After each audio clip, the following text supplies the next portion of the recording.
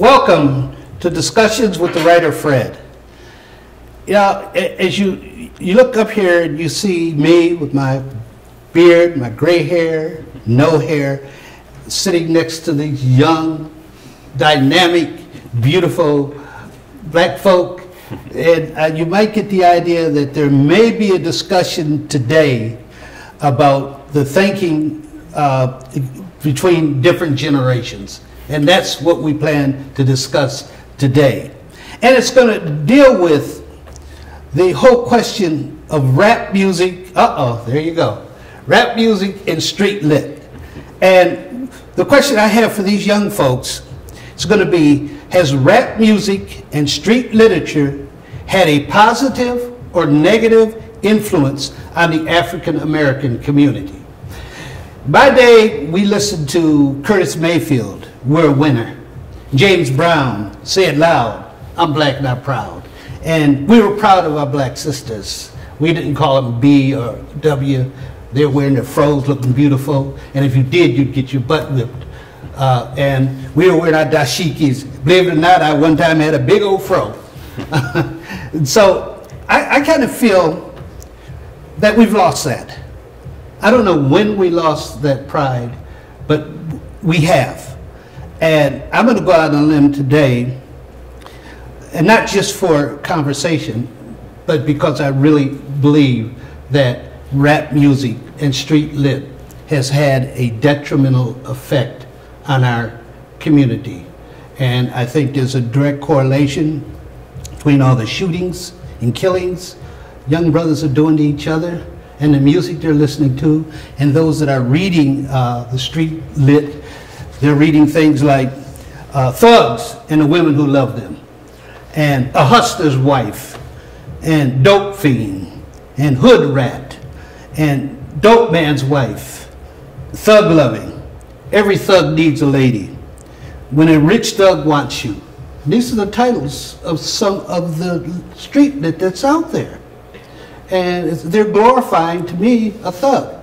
So a young brother sees that, they say, hey, it's cool to be a thug. Then they listen to the music. What were those guys, in with an attitude? I don't want to use the word because we don't like to use it here. And they're talking about taking on the cops. And the cops are our enemy.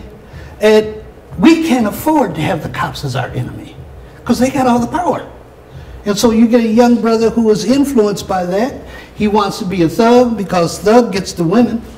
And now this rap group has told him, don't take any mess off the police, go after them. And it's a formula, to me, for destruction.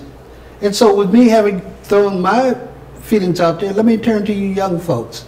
And let me introduce my guests first. We have Mr. Kevin Prince, who is a self-published author, a musician, and has a psychological thriller, Dabtro Creation. I hope I got the name right, Kevin. Is it close enough? Yes. Okay. And we have this beautiful black queen here, Franke Baines, who is a freelance writer and a poet. And I've had the opportunity to read her short story, and it's excellent, and she has all the talent in the world to become another Nikki Giovanni or Maya Angelou. So with that said, let me turn to the question, guys, okay? And I'll start with you, Kevin. Let's deal with the question. Has rap music been a positive or negative influence on our community? By the way, let me just say this. Kevin is from San Antonio, okay? Born and raised here. And this young lady is from San Francisco. Okay, go for it, Kevin. I would say that, you know, to label a whole genre of music to being the a positive or negative contribution when there's so many other things prior to that, to be able to influence a person, you know. And when I look at influence in general, like I'm for one, you know, grew up seeing a balance of things from Boys in the Hood to New Jack City to, you know, regular fiction, martial arts and different things like that. And even being born on the east side by Rixby and having to, you know, live in sudden homes that used to be called sudden death, you know, I was still able to, you know, do something positive with my life. So, you know, when you have someone who is listening to the same thing and they're both going two different directions, is it the actual product itself or the person itself? You know, as far as that influence, you know, I look at different statistics and I look at influence in general, and I always take into consideration what the diet is like and what that contributes into the things that you do. So if you have a poor diet, you have poor circumstances, and then on top of all that, you're, you know, listening to, you know, music, it's almost like, you know, you're under the influence of alcohol or a drug, so you're not thinking, of course, on the best terms. So if you are acting in response to something that you've seen on TV or something that you listened to or read, you know, it's not the item itself that is causing you to do that. That's a personal, you know, thing that's causing that. So, you know, it's not to say that hip hop or, you know, that particular type of hip hop, because in the same token, you have NWA, you have the Tupacs, you have the Nas's, you have the Commons, who did bring light to a positive aspect of hip hop. You know, Mos Def as well, and the list goes on. So to me, I always look at there's going to be a balance, and what is put in the media may not, you know, be the actual what's influencing people, and what you're influenced by isn't per se what you take in. That's going to be at a later point, you know, after things like emotional trauma, situational trauma, diet, and things like that. Okay. We'll come back to that. Okay. Miss Baines. Yes. Hello. Can you respond to the same question? Do you need me to repeat the question? Yeah, it'll help, because I want to be able to have a fresh perspective, because I'm kind of running off of Kevin's answer. Has rap music and street lit had a positive or negative influence on the African American community? Okay. You know, right away, we've been talking a little bit about it, and we've been talking a little bit about the violence, but one thing that I can speak to as a woman is what it's like to date as a, you know, coming up in the late 90s to now. And I think that it definitely has had a negative influence on the way that we approach dating and the way that we approach our relationships. People think that it's just okay to objectify people in any type of, whether it's a woman objectifying a man, going after money, going after what she can get, and the way, or a man vice versa, looking at her body, sexualizing women. It's a problem. It's really a big part of the conversation on why is it so hard for people in the Black community to love each other well. And so I would say that it is a negative influence. I like what Kevin said. I like how he said for every negative song we have to acknowledge there's a lot of artists. They may not be as mainstream and popular, but they are very accessible, who are doing amazing things and have positive messages, and will just have you leaving the house just feeling inspired, right? So there's lots of positive music out there, in contrast, but the negative music does have a negative influence. Then why does the negative seem to be so much more prominent and influential than the positive? Yeah, I'll jump on it, because I think about media and marketing all the time. Okay. I think about all the images that we see, and at the end of the day, if I don't feel good about myself, I'm gonna go buy something. So then we're afraid. We want, you know, every human being wants. We want to be accepted. We want to be loved. We want to be secure. We want to be safe, right? And if anything is threatening that, then now we're at a deficit. And now how are we going to fill that deficit? And the media's got us buying stuff, you know? So now I got to buy hair. I got to buy a booty. I got to have makeup. Men got to have the right clothes, the right car, the right thing. And so there's a lot of benefit for people to be pushing and chasing after material happiness, right? Yeah, so we respond to stuff. be it jewelry or some of Yeah. the things you mentioned. Why is that? Is it because we're so insecure with ourselves? What do you think? I think that, you know, that definitely has a play because, you know, this goes beyond just the hip hop and street literature, because we have to look at when those came to the forefront and commercialized. And you have songs like Papa Was a Rolling Stone, and you have a lot of musicians in the 60s, 50s who, you know, were no better as far as treating their women, you know, a certain type of way, even if it wasn't portrayed in the music, their actual home life, you know, wasn't any better, and that wasn't a reflection of what they were inspired by as far as music. That was an environment, that was past trauma, that was, you know, a combination, you know, racism, you know, a lot of stuff that goes into play, and that same thing is carried on. And I feel like, you know, when it comes to what we gravitate towards, you know, you have things like Real Wives of Atlanta and different things like that, and I personally don't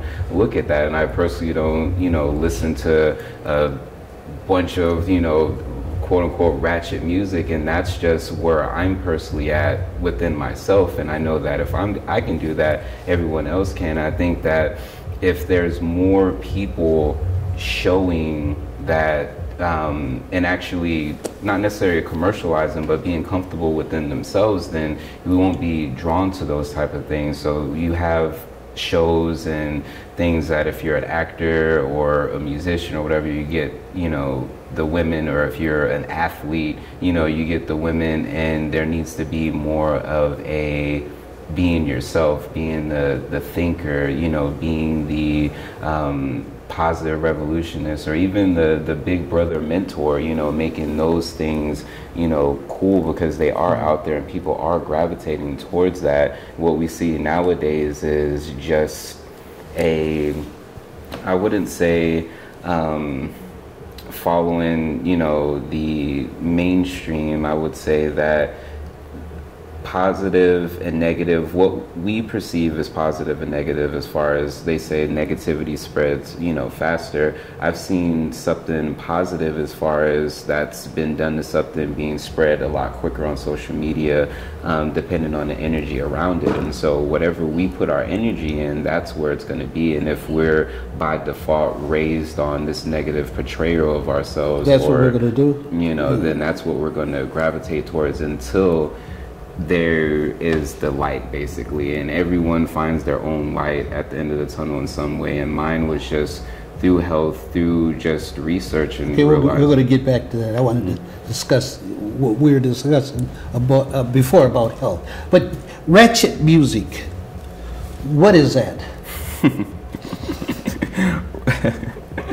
Ratchet music would be considered really ignorant, like beyond belief ignorant. You know, you listen to things like NWA, or that would be considered gangster rap, you know, with elements of what was the reality. Like, we can't take away, like, art imitates life. We can't take that away. So even if it's the hardest aspect of it, we can't take away the fact that that is, you know, someone's reality, you know. And ratchet music is just like it's basically noise. It's just noise with a beat. Well, you made a statement there, and I want to explore for a minute. Art imitates life, but shouldn't it really be the other way around, that art influences life? And if you say art imitates life, then all the artist does is recreate what's already out there. And I think that's what a lot of rap music does. It doesn't hold out for a better way.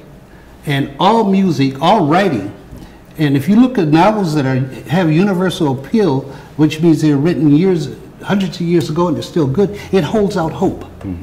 And I'm wondering, does this ratchet music or any of this rap music or any of the street lit do any of that? And we'll pick that up for you all to answer after our break. Okay.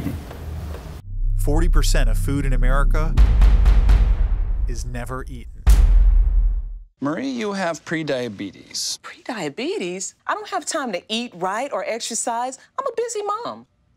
Oh, you're a busy mom. Yeah. This is great news. Busy moms never get prediabetes. Wait, what? Let me just... Yeah, this is all the people at risk for prediabetes, and way over here, busy moms. No?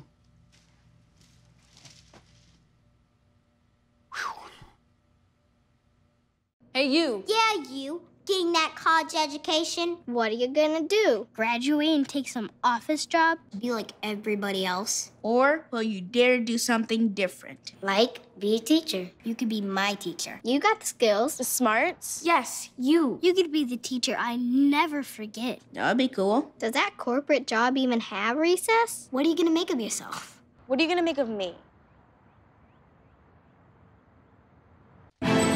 Nothing to do this week? Don't miss another event. Go to blacksinsanantonio.com for our event calendar. The home of the largest business directory in San Antonio with an African American focus. Sign up today for our weekly e-blast and text message alerts. Help us make this a better community. Connect, empower, grow. Welcome back to Discussions with the Writer Fred and my two wonderful guests here, Kevin Prince and Frankie Baines. And let's pursue the issue I raised before our break. Should art imitate life, or is it better when art influences life? I think my favorite, I'll pick that one up, is I had recently listened to Erykah Badu on The Breakfast Club. And they posed a question, is this music making us more violent? And she had this interesting answer. She was like, we don't have a responsibility as artists for anybody. And that always that always puts me in a dissonance place. Like, well, at the end of the day, we kind of do. But she makes a point. She said, art needs to be honest. So you're talking about art providing hope. And her perspective is that art needs to be honest. And the more I create art, and the more that I sit down and I take my pen to the pad, and I do think that. I think, is it honest? Now, sometimes I ask myself, do I need to say it that way? Is it empowering? That's kind of important to me. That's my platform. But what she's saying is that this is the reality that kids are living in. And she says it doesn't make it more violent because they're just speaking to what's honest and what they're really doing. But that's interesting to me because if that's what the kids are doing and they're being honest, are they telling the whole story? Because I think there's a story to drug use, to the party life that is exhausting, that is depressing. And I think that if we're going to be honest, then let's really talk about the pain, talk about how it affects your family, talk about how it affects your community. Let's really talk about it, and that's where conscious rap comes in. So I think that sometimes that ratchet music doesn't tell the whole story. And so I ask, is it being honest? I disagree with the person that you mentioned. Mm-hmm. As an artist, you have a responsibility as far as I'm concerned. Okay. In many ways, you're recording what people 100 years from now are going to read. And like we look at the Harlem Renaissance and we read those writers, and someone's going to do that with us. And the question is, what do we want them to read about our race, our culture, and our society? And whenever I write, I take that into consideration. And even if you're going to write about the negative aspects, you have to put something in there to show that there's a way out of this, that there's hope. There's one writer said that writers write because they look at the world and want to change it to make it a better world. If all you're doing is singing the rap, and you're right, we need to tell the pain and the anguish that we suffer. But if you leave it there, what have you done? Sure, you've imitated life, but don't you have a greater responsibility than that? And I'll let, if one of y'all want to take a shot at that. On that, when we look at art imitates life, or life imitating art, to me, life in itself is an art form. You have martial arts, you have all different types of art. So it's like, to me, one and the same thing. And when I think about, the responsibility of artists, I think about, putting that pressure on someone, you know, who, you know, we can, you know, debate on what is good or what is not. And I know me personally, you know, I want to be able to give a positive message, but if, you know, another person doesn't, you know, that's their forte. All I can do is be like, you know, hey, I'm doing my part, you know, and if you're doing it in a different way, because there are artists who do, as far as entertainment, because you have actors who would act the part as far as acting like a thug or different things like that, but in their real life, they're not that. And, you know, millions of people watch those movies, you know, so it's what, you know, what people have to realize is that an art is like kind of holding or capturing the energy, and energy in itself is neutral. It's going to be negative or positive, pertaining to whatever perception that you have towards it, you know. So the item in itself, when we look at things that influence, you know, I can do something positive and have a positive message, and someone will take that negatively. My intention was positive, but they took that as a negative, and I can't control that, you know. And it's the same thing as far as with artists, and it's like at some point in time there has to be someone or us taking responsibility for ourselves and what we put in. So if we know that it's bad or anything like that, then if we're continuing to take that in and continuing to listen to that, you know, over time, it's the same thing as smoking. It's the same thing as whatever you intake over time, it's going to do something to it. And some artists, they're young, energetic, and when we look at people who were 19, 20 years old or 18 or younger, they may have not been the most positive role model, you know, as far as just running around the streets, and that's minus the musical influence. So we got to look at the idea of the process and the progress, and not necessarily being so, you know, not necessarily hard. Like, as much as we speak and do the research about the negative aspects of, you know, street literature or music, being able to do that same balance research at all the positive street literature or positive. What if what if there's nothing positive about it?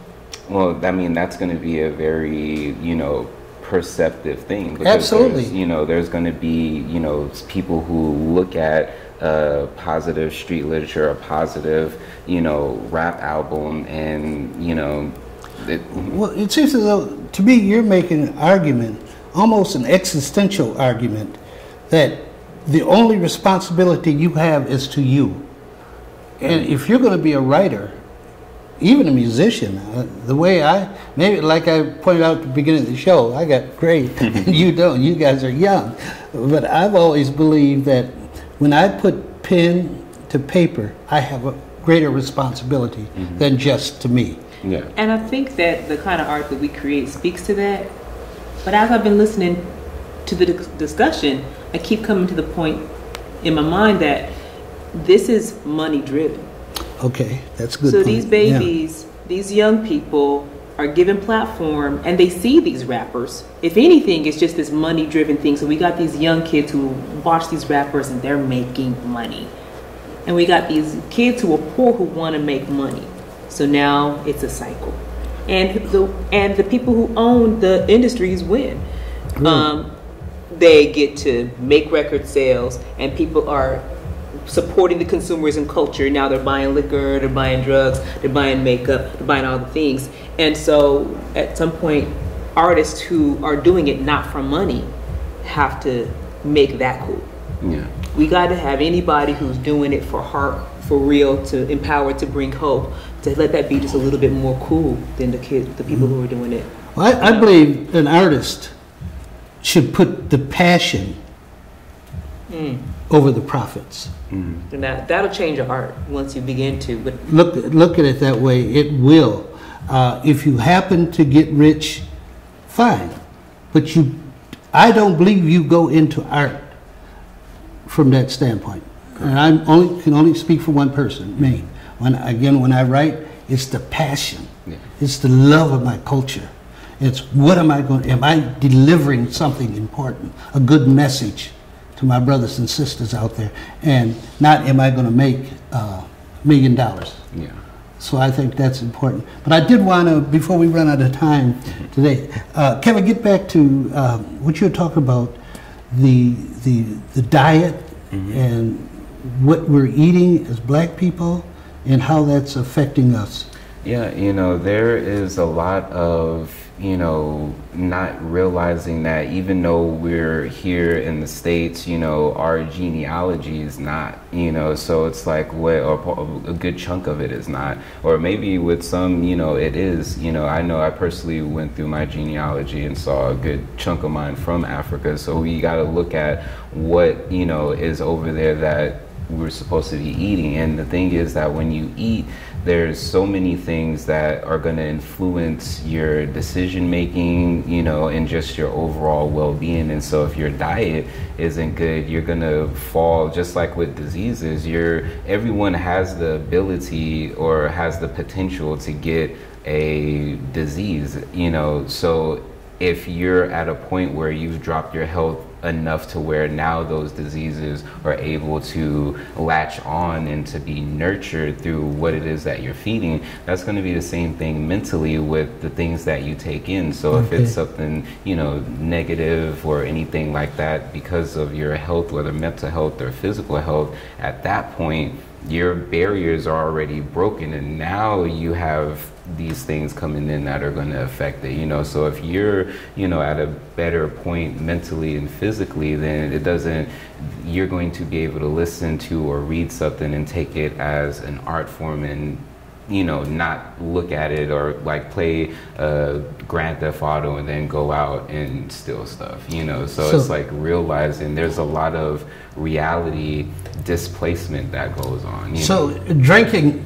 half pint or a pint of gin, then eating a plate full of chitlins, or maybe a lot of other kind of pork, just not going to be good for a positive mental state. Or environment in general. When we look at the inner city, we look at the diets and what's acceptable and what we just have access to, whether that's on the educational level, on what, you know, we're supposed to be eating, because these things are available in the convenience stores. Like I've went from eating meat to eating straight vegetables and raw fruits, and it's cheaper, you know, going the route that I am. And I understand as far as different families and things like that, but if you understand as far as in budget, right, you know, and not getting a pair of Jordans, you know, you have people who would literally do that and complain that, oh, I don't have enough money to eat healthy. You know, that is, you know, that is a mental, you know, thing. So yeah, like not all of those are going to contribute to me, you know, before what you take in as far as influence, you know, by like, it's definitely, you're not going to be able to stand on your own 2 feet at that point by taking in, you know, something. You're going to be easily influenced, you know. Okay, so I think as we prepare to wrap up, I think that we're not that far apart in our thinking, which is encouraging to me. It means that my generation is not so far gone that we can't communicate with your generation. And along those lines, at some point in the future, I want to have a piece on this whole idea of we have to go to where they are to be able to relate to them. And why that bothers me so much is I think about my father. If I'd have told him, you need to come to where I am, he looked like I was crazy. And so, but that's a later conversation. Yeah. We're going to try to wrap up here. So why don't each of you take about 30 seconds or a minute to wrap it up, okay? We'll start with you this time. Okay, awesome. So, yeah, I think that honesty is the core of what inspires me to be an artist. And so I encourage people to do that and to be courageous enough to create art that does empower. You know, if you're in a place where you have a voice, then why not? Okay. Kevin.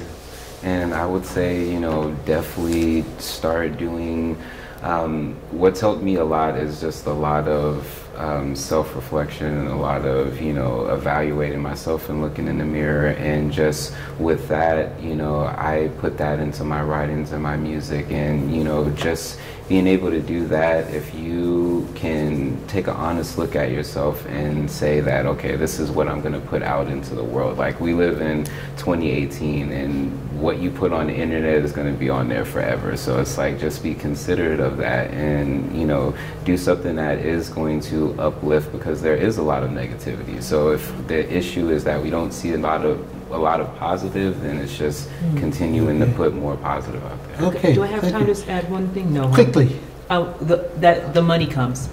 That to trust that you will be taken care of when people are honest and work hard and do what's right by their spirit. Okay. Okay, very good, very good. Thank you, young people, for coming in here. I believe that we have to connect. Generations have to come together. And this seems to be this break up between the younger generations and the older generations. Just remember, we have something to offer, just like you have something to offer. And by having discussions like this, I think we come together.